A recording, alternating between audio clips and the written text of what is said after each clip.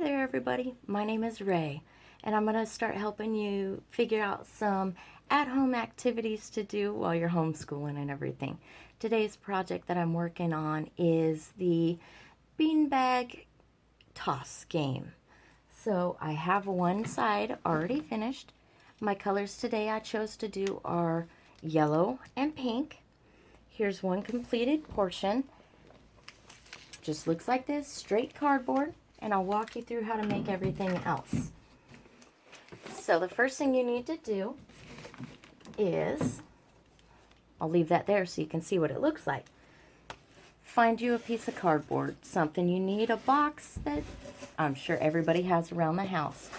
What I did was I simply figured out what angle I wanted to go by. I measured it out and then I started cutting it. This is the finished cut side. So I'm going to walk you through cutting the rest. I'm not saying it's going to be terribly easy, because it's probably not. Have your X-Acto blade, whatever. Once you have your measurement of where you want your angle to go, then you're just going to cut it. You can use the long time trick of cardboard of cut most of the way through, and then all you have to do is bend it over. Because mine is extra thick, it'll take me a little bit longer. So just do what you can to cut it through. Everything that I'm going to be showing you in different stages will be things that you have at home, things that you can come by pretty easily, things that, you know, not necessity stuff, but things that are great, and they're great for kids of all ages. You can do it with toddlers, you can do it with older kids, especially with rainy weather. With the bags that I'm going to show you for tossing, we're not going to actually use beans or rice. You can if you would like. So there's one portion of it. Now I'm just going to finish the rest that I need to cut through and see how far we can get with this as quickly as possible. None of these projects take too long to do. The toddler I live with is sound asleep right now at nap time. So quick and easy projects. Older kids, if you trust them with an X-Acto blade, I have a 14-year-old and a 12-year-old, and I would trust them with a blade to measure this out, and they could help build the game. And then once it's covered and everything, there we go, that's done. And then when you set it down, it sits just the way it needs to be. Now my next thing that I'm going to cut is I'm going to cut my hole. Fortunately, I grabbed a box that has 2 holes. It's going to make it a little bit easier. And with bigger kids, you can do different holes in different spots. Mostly this one I'm gearing towards the 3-year-old that I live with. So I'm doing the bigger spots. And in time, you can always add more cardboard behind it and make the different holes for the different pieces. Now the bags that I'm using are actually, and I will show you more of this later, are balloons. And I did a double balloon, and I'll show you how to do that. And then tied it off, and just dirt inside. And it's not, doesn't have to be big. You can put rice in it, you could put sand in it. This is just straight gardening dirt from outside. You could put beans in it, especially when it comes to the littler kids. You can give them that different texture, how things fly differently with different weights. Sand is another good one. It's also great for just playing with and texture and movement.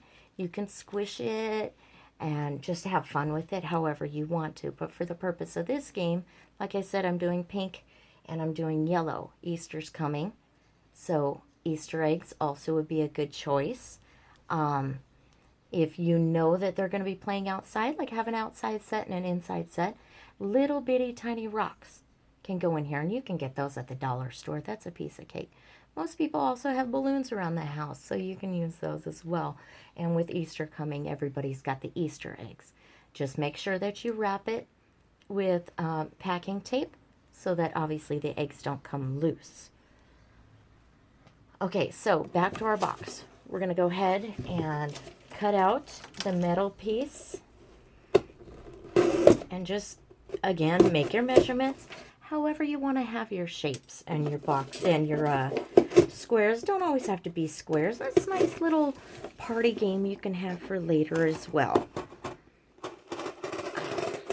Again, kids of all ages. Let the big kids help. Later, after the toddler gets up from his nap, I'm going to pull out some stickers and let him put stickers all over it, however he feels he wants to do it. And then when the big boys are here, they, you know, when bigger kids, they can paint them, they can have fun with it, just do whatever they want, you know, make it personal, let them make it personal. It's all about having the fun with it, and they're learning with it. Surprisingly, especially when you get with the bigger kids who help you build them. And I wouldn't mind having the toddler help me work on this as well. Obviously, he can't use the X-Acto blade because that's too dangerous for little people's hands. But cutting it out and letting him hit the square out of the middle, letting him help with folding the paper. And one fun thing you can always do is just give him some packing tape. Let him play with it. It's a lot of fun that way. Used to be a preschool teacher, so we used to give our kids packing tape every now and again. You roll it backwards or make it into a ball, and they just have a whole lot of fun with it. It's hours and hours of entertainment for them, which is great. I forgot to cut the bottom part. There we go. I'm just cutting through one side and then flipping it, cutting through the other side, and just pop it right on out there. You can discard that piece. You don't need it anymore. Unless you want to make a back flap or anything to make it a little bit more tricky for the older kids, you can always just attach it after you decorate it with everything, and just kind of attach it and make it a little door that will flop open. Sometimes for the little kids, I may do that on this one actually, and have it so that it can pop open when you hit it, and just pop open. So you got one without one and one with one, and it'll be kind of fun for them. Anything to make it a little more intriguing. You can always put stuff inside, put a stuffed animal inside and see if they can hit it.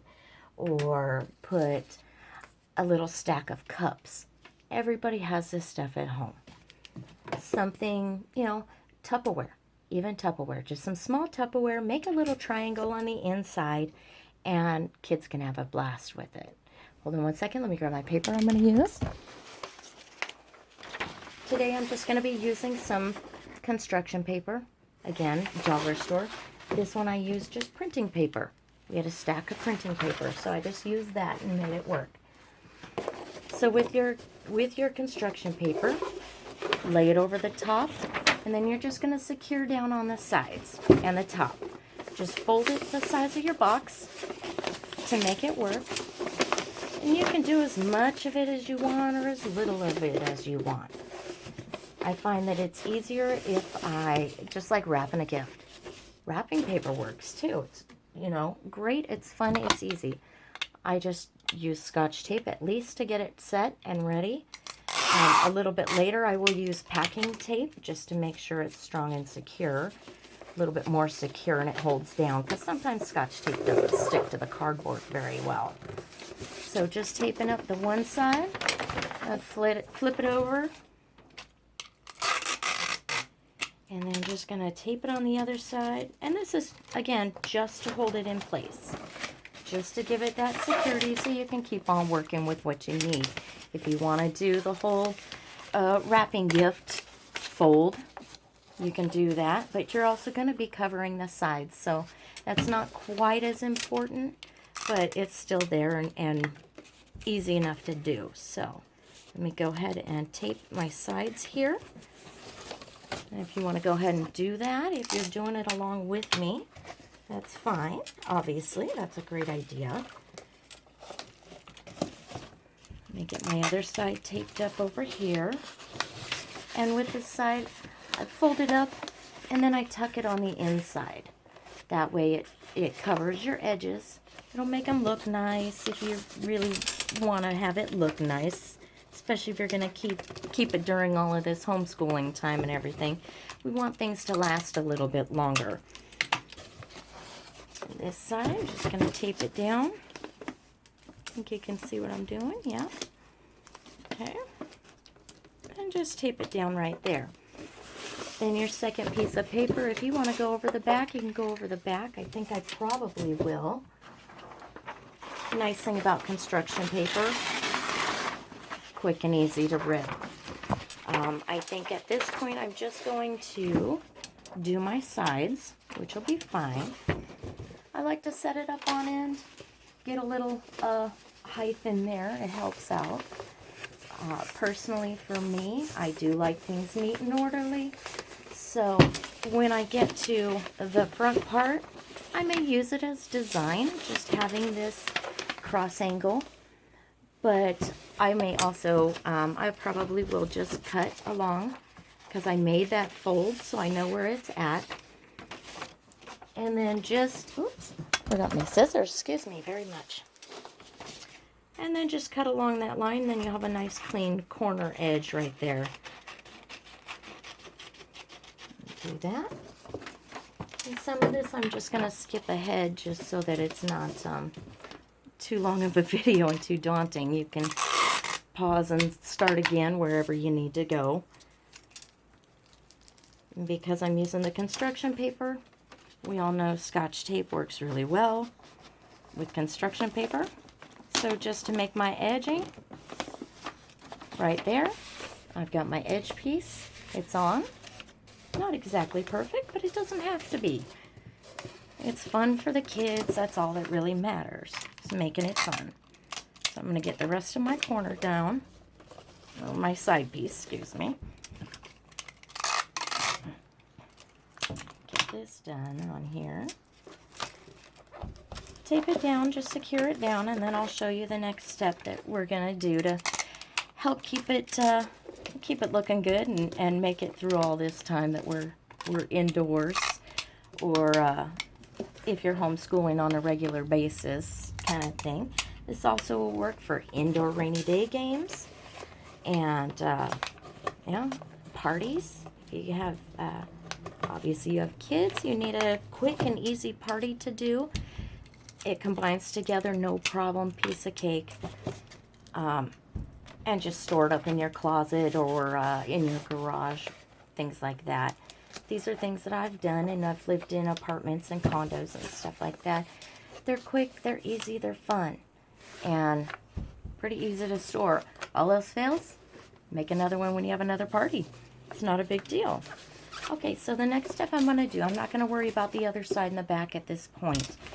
The next step I'm going to do is this square right here. I'm going to lay it down so that it's face up. You can see that.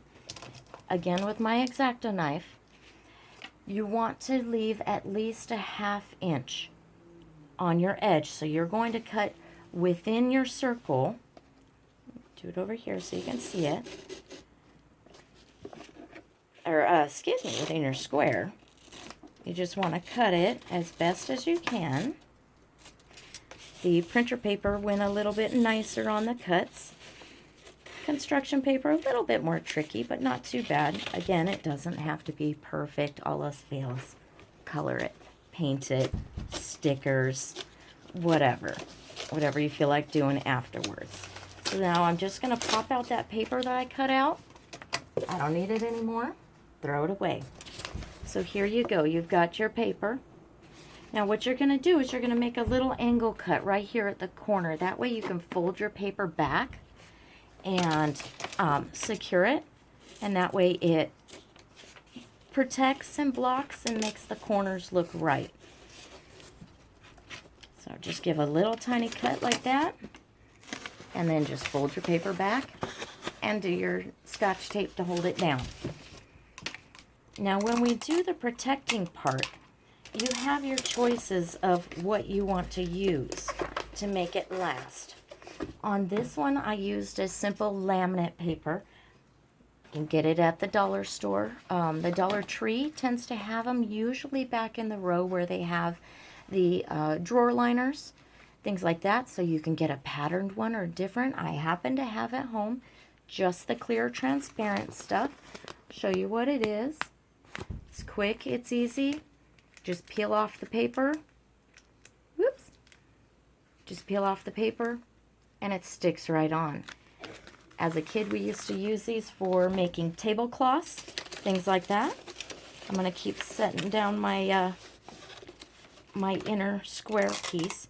And when you do that part, you can also just use, make sure when you cut your square for the laminate, you do it the exact same way you did your paper. I'm also a fan of spray paints. Makes projects nice, quick, and easy. Usually pretty cheap. I always have some in my house because I do use spray paint for various projects because it's nice and versatile. That would be one that I would probably let my 14-year-old use. I can trust him with that, but not my 12 and definitely not the 3-year-old. And that is outside, lay a cloth down or a tarp or a plastic bag. Everybody has garbage bags. They make for great tools for all sorts of projects. Quick and easy. Just open it up and cut it out that way.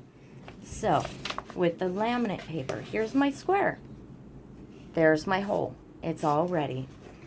With the laminate paper, I think I am going to go ahead and do the back here, just so that I can show you. Well, my piece is not quite big enough, so you can piece it together, do it differently. But I'll show you how to work the laminate paper and how to do it. It's the exact same way that you do the paper.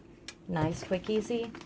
Before you take the paper off the back, you're going to want to measure it. Lay it out over your box where your edges are. Same way you did your paper, basically. Make sure you have room to fold it over the back so that it gives it a nice continuation and you don't have a whole bunch of tape exposed. The other thing you can do, and it'll go all the way across through the front, and I left plenty that can go underneath the back so that that can all be hidden and taken care of. I also measured out to my other side so I know where my edge is going to be, and then I ahead of time already measured out my side squares so that I have them and they're ready to go. Makes it nice and easy. Simple piece. Same thing. Just measure it on the corners. You want to have your nice edges be the face of your catch box, your hole box. And then a nice edge towards the back is always helpful too. That way you can just, once again, keep it so you have fold over, and then you can do it this way and have that done. Another tool you can use that a lot of people have at home is packing tape. I do use packing tape for several projects when I need to waterproof something, or a ziplock bag. Just cut open a ziplock bag, lay it out as a liner. The exact same thing. I just happen to have this at home. Packing tape, you can make nice long strips that will just go right across your box. Tuck it under. You can do your edgings across. I'll go ahead and show you that. Sorry, I use my teeth. Obviously through pandemic and colds and sicknesses, just use scissors. For me, it's just a habit to use my teeth.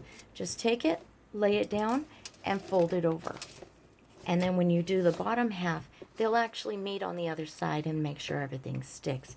Do that all the way around, make your framework. Makes it look nice. And then you can do your strips of pieces that you want to do. Let me do the next one here, and I'll show you how that works. This one I cut a little short, but it's not going to matter because I'm going to also use across this full edge piece. You're going to go across the edge, line it up to your corner, and then you want to press down gently as you go along. Try to avoid getting air bubbles. If you do get them, use your fingernail, use a pencil, use scissors, something like that. I'll behave this time and actually use scissors. And then just fold it right under, and it helps to secure down under here and secures wherever you need to. and it's great for if you need to go out or whatever. Send the kids outside in the middle of summer. With this having protection on it, one sort of protection or another, whether it's a Ziploc bag, packing tape, the laminate, send them out with water balloons.